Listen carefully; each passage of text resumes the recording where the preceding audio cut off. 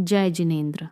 मैं श्रीमती वर्मा और आज हम आगे बढ़ते हैं 8वें तीर्थंकर भगवान चंद्र प्रभु की जीवन कथा के 6ठ अध्याय की ओर। पिछले अध्याय में हमने देखा कि युवराज चंद्र प्रभु के भीतर वैराग्य का प्रकाश पूर्ण रूप से जाग चुका था। अब वह समय आ गया था जब यह निर्णय सिर्फ विचार नहीं रहेगा बल्कि जीवन का नया मार्ग बन जाएगा। तो आइए श्रद्धा और गंभीरता के साथ इस पावन प्रसंग में प्रवेश करें।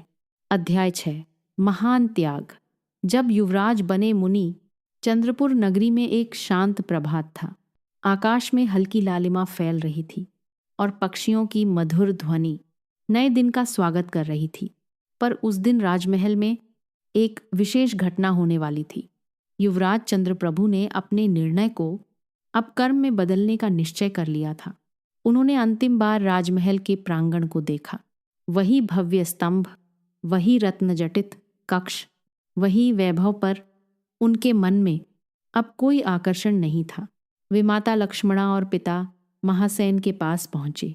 दोनों पहले से ही इस क्षण के लिए मन को तैयार कर चुके थे। महारानी ने अपने पुत्र के मस्तक को स्पर्श किया।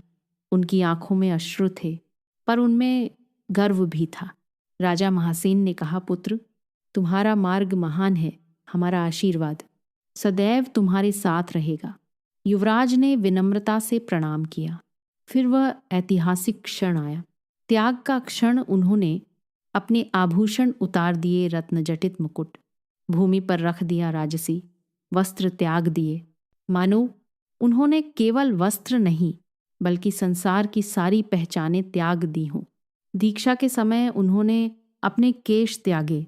हर गिरती लट एक बंधन के टूटने का प्रतीक थी। अब वे युवराज नहीं रहे, वे थे मुनि चंद्र।